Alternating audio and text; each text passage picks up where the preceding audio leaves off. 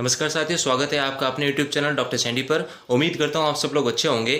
Chaudhary chemicals Bhopalgarh, रामनियाज जी जाखड़, आपका बहुत बहुत धन्यवाद हमारे इन पलों को और अधिक सुनहरा बनाने के लिए। बड़े भाई साहब मनीष जी, आपको जन्मदिवस की बहुत बहुत शुभकामनाएं। आपका प्यार और स्नेह हमारे ऊपर इसी प्रकार बना रहे। मित्रों, आज हम इस वीडियो में चर्चा करने वाले हैं कि सरकार ने जो 10th और 12th वालों को बिना एग्ज़ाम ही पास कर दिया है, तो अब उनका रिजल्ट है वो कैसे तैयार किया जाएगा। क्योंकि 10th और 12th है, ये दोनों बोर्ड क्लास हैं। इनके जो परसेंट वैल्यू है वो आगे जीवन में कई जगह बहुत ज़्यादा काम आने वाले हैं, विशेषकर 12th वालों के लिए। अभी एक सोशल मीडिया पर ट्रेंड चल रहा है कि बच्चे हैं बड़े खुश हो रहे हैं जब एग्ज़ाम ये कैंसिल होने से। तो एक दो लाइनों में अपनी छोटी सी एक बात कहना चाहता हूँ कि माँ बाप की आधी उम्र गुजर गई तुम्हारी फीस बढ़ते बढ़ते, और उनकी औलादें हैं वो एग्ज़ाम कैंसिल होने से खुश हो रही है। वारे मेरे शेरों। तो मित्रों, अच्छी बात नहीं है, क्योंकि हम जो स्कूलों में पढ़ाई करते हैं, जो हमारी फीस भरी जाती है हमारे माता पिता के द्वारा, वो किन साधनों से कितनी मेहनत करके वो पैसे कमाते हैं, ये केवल उन्हीं को पता है, हम लोगों को नहीं पता। तो मित्रों, ये अच्छी बात नहीं है एग्ज़ाम कैंसिल होने से खुश होने से। ये तो अब एग्ज़ाम कैंसिल हुए हैं, आगे जब आप जीवन में जाओगे दूसरी क्लासों में, तो क्या हर बार एग्ज़ाम कैंसिल होंगे क्या? जब आप आगे कंपटीशन एग्ज़ाम देने जाओगे तो वहाँ पर भी क्या एग्ज़ाम कैंसिल होंगे? नहीं होंगे मित्रों। तो ये अच्छी बात नहीं है।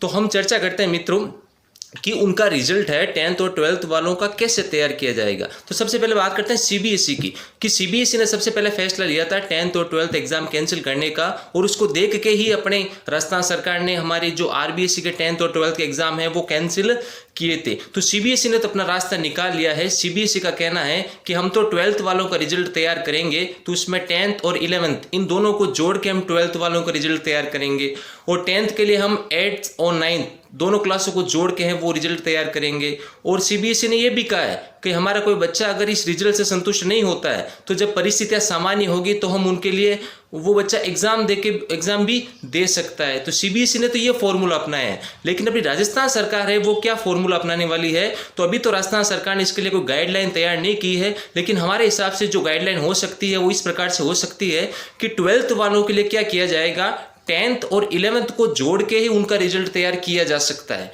10th के 50% और 11th के 30% और 20% जाते हैं स्कूलों से हर सब्जेक्ट के, वो जोड़ के 12th का रिजल्ट तैयार किया जा सकता है। यह पहला तरीका हो सकता है रिजल्ट तैयार करने का। और दूसरा तरीका यह हो सकता है कि 10th को ज़्यादा वैल्यू देके, क्योंकि ये बच्चे 11th में बिना एग्जाम देके प्रमोट हुए हैं तब 12th में पहुंचे हैं। तो दूसरा तरीका ये हो सकता है कि उन्होंने जब 10th का एग्ज़ाम दिया था उस एग्ज़ाम के रिजल्ट को ज़्यादा महत्व देके, और कुछ थोड़ा बहुत 11th के रिजल्ट को महत्व देके उनका 12th वालों का रिजल्ट है वो तैयार किया जा सकता है। कुल मिला के मित्रों, एक बात तो 100% पॉसिबल है कि 12th वालों के लिए अब इस बार 10th में जो उनके परसेंट बने थे वो बहुत ज़्यादा महत्व रखने वाले हैं। 11th का वेटेज कम किया जा सकता है, लेकिन 10th का वेटेज उनके लिए ज़्यादा रखा जा सकता है। तो आपने जब 2 साल पहले 10th का जो एग्ज़ाम दिया था, वो एग्ज़ाम के आधार पे आपके 12th का जो रिजल्ट है वो मित्रों तैयार हो सकता है। क्योंकि इन 12th वालों के लिए ना तो कोई टेस्ट हुए, ना कोई अर्धवार्षिक एग्ज़ाम हुए, कुछ नहीं हुआ, तो रिजल्ट तैयार कैसे किया जाएगा?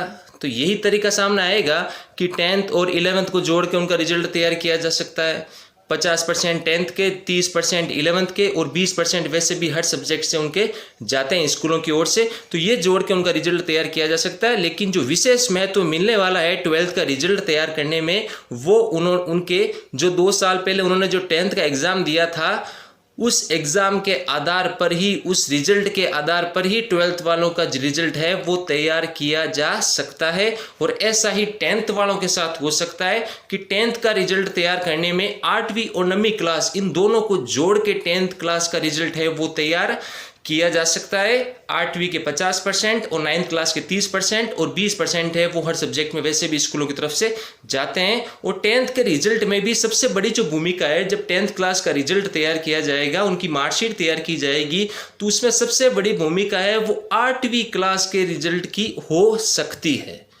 तो मित्रों, राजस्थान सरकार ने अभी इसके लिए कोई विशेष गाइडलाइन तो जारी नहीं कर रही है, शिक्षा अधिकारी है वो इसी मुद्दे पर मंथन कर रहे हैं कि हम सरकार ने घोषणा तो कर दी है 10th और 12th वालों के लिए एग्ज़ाम नहीं होंगे, उनको प्रमोट किया जाएगा, लेकिन अब रिजल्ट तैयार कैसे करें। तो ये 2 क्लासों की सबसे बड़ी भूमिका 12th क्लास वालों के रिजल्ट तैयार करने में सबसे बड़ी भूमिका 10th क्लास के रिजल्ट की, और 10th क्लास वालों के रिजल्ट तैयार करने में सबसे बड़ी भूमिका है वो 8वीं क्लास की हो सकती है, क्योंकि 12th क्लास के जो परसेंट है वो आगे जाके बहुत जगह पे काम आने वाले हैं। इसीलिए सरकार के अधिकारी हैं वो इसी बात पर मंथन कर रहे हैं कि 10th और 12th का रिजल्ट कैसे तैयार किया जाए। अब राजस्थान सरकार क्या सीबीएसई की तरह ये कर सकती है क्या कि सरकार रिजल्ट तैयार कर देगी, लेकिन अगर कोई बच्चा इस रिजल्ट से संतुष्ट नहीं हो और जब स्थितियाँ सामान्य हो तो क्या वो बच्चा 12th का एग्ज़ाम, बोर्ड एग्ज़ाम दे सकता है क्या? ऐसा मित्रों राजस्थान में तो मुश्किल ही लग रहा है। सीबीएसई ने तो ये ऑप्शन दिया है, लेकिन राजस्थान में तो मेरे हिसाब से ये एग्ज़ाम देने का ऑप्शन है मुश्किल ही लग रहा है। राजस्थान सरकार तो सबके लिए एक समान ही रिजल्ट तैयार करने वाली है। अब उन बच्चों के लिए सबसे बड़ी समस्या क्या पता हो सकती है 12th वालों के लिए, जिनके 10th में कम परसेंट है वो बने हुए थे।